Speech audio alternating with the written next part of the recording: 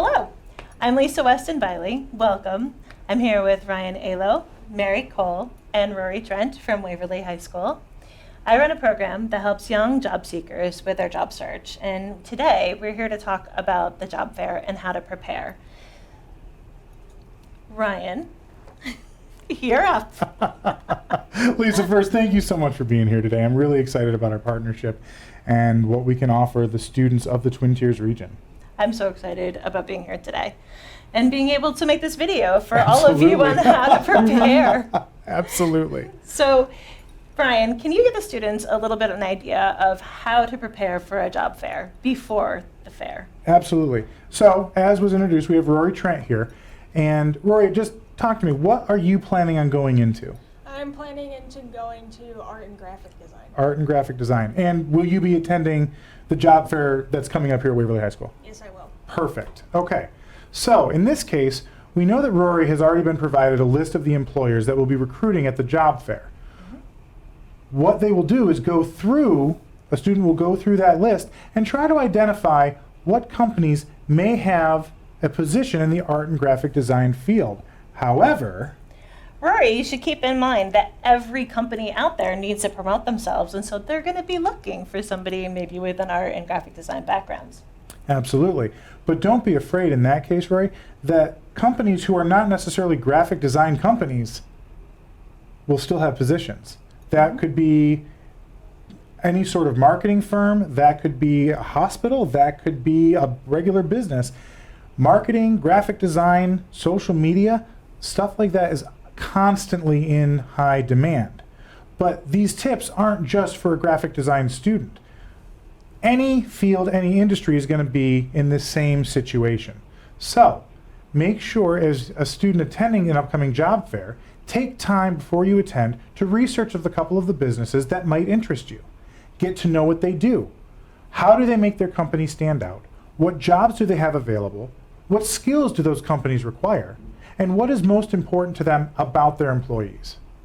Make sure you're preparing a resume. If you need help, ask a business teacher or go to the Tioga County Career Center, which, Lisa, I believe you are a part of. I am. So practice your introductions. Make sure you have a handshake down. And I don't mean some special handshake, just a firm professional handshake, just to clarify. Engage with those company representatives. Don't be afraid to practice talking with somebody, okay? I know that some students, especially having just come through COVID, are not necessarily comfortable doing one-to-one face interactions, okay? Mm-hmm. We have become very dependent on technology. Zoom meetings have become the norm. Yeah. It will take time for students, Rory, such as yourself, to break out of that habit and be willing to put yourself out there. Find a teacher that you're comfortable with and engage with them in conversation. And even say, hey, can you help me practice talking with someone I may not know? That's a great way to start to get ready for a job fair. Lastly, prepare your outfit. Be professional. Those are just a couple of steps that I would suggest getting ready for a job fair. Those are some excellent tips, Ryan. Thank you so much. I hope you got prepare. Yeah, absolutely. Mary, while students are at the job fair, what should they do to make the most out of it? I'm going to follow up with what Ryan said. Please be sure to dress to make a great impression and good eye contact.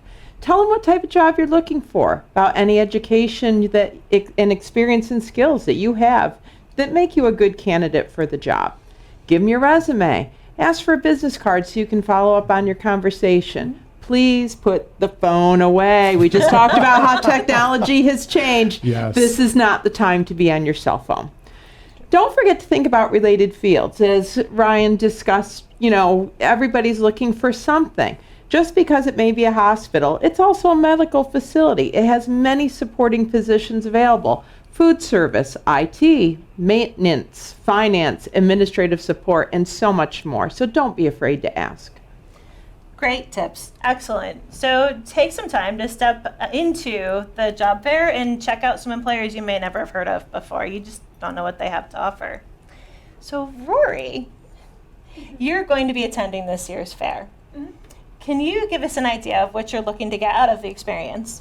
So basically, I'm preparing to go into college, so I'm hoping to get an opportunity to see what's out there in my field. As I've mentioned, I'm going for art and graphic design. I hope to get a feel of the jobs out there that offer internships, and preferably over the summer if I haven't already said that.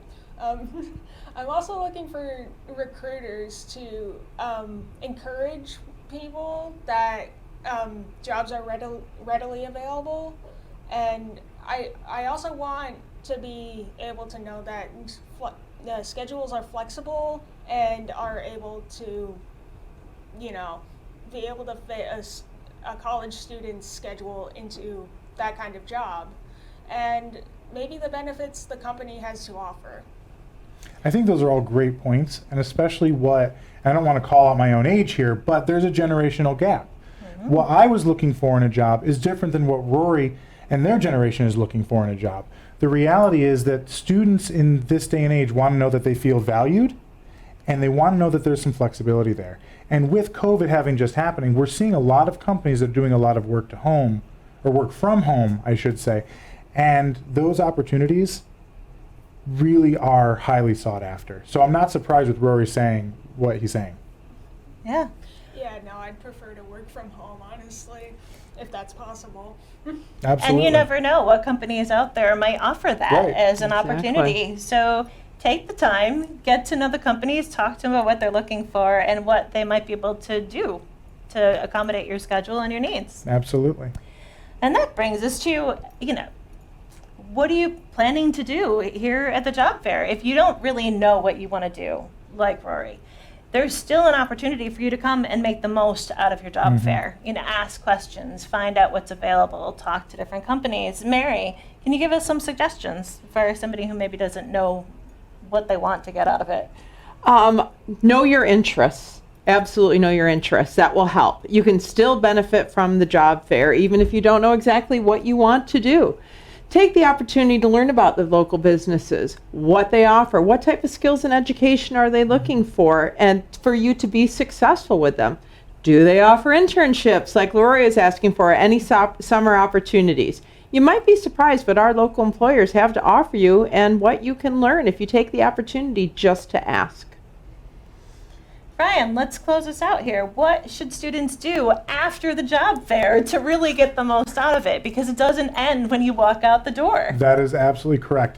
So you've just spent a couple hours in this job fair, Rory, and you are really excited about some of the conversations you've had, okay?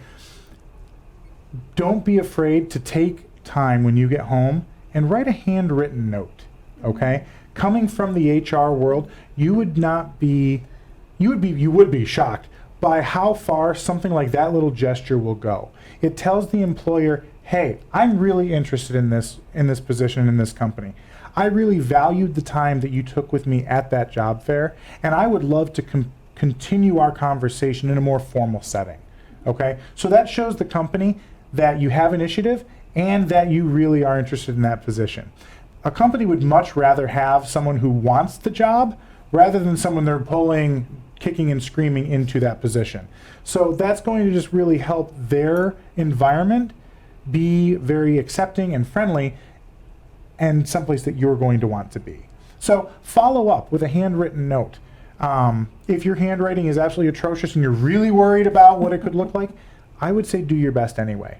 Okay, if it really scares you, send an email, but a handwritten note is definitely going to be better. Yeah, no, I know how personal a handwritten note might be, but I'll be honest, I'm not very confident in my handwriting. That's okay. Neither am I. Yeah, but that's the thing, okay. like, take time. Don't write your first draft in that note card. Do it on a piece of paper first. Practice, practice, practice. Prepare, prepare, prepare. Okay? Now, after you've done the handwritten note, it still does not hurt to give the company a call. Okay? Ask about what the timeline might be for the position. Ask if they're still hiring. Ask if they've had a successful candidate yet. All of these are appropriate questions that you can ask in a follow-up setting. Excellent. You could also ask for a tour of the Absolutely. company. That's a great idea. Get a feel Yep. for what the space is like and what people do. We look forward to seeing you at our job fair. I'll be there at the CCE Tioga table. I want you to stop by. Feel free to just say hello, or if you'd like some more tips just like this, stop on by. I'm happy to help. We all are. Absolutely. We hope to see you there. Have a great day.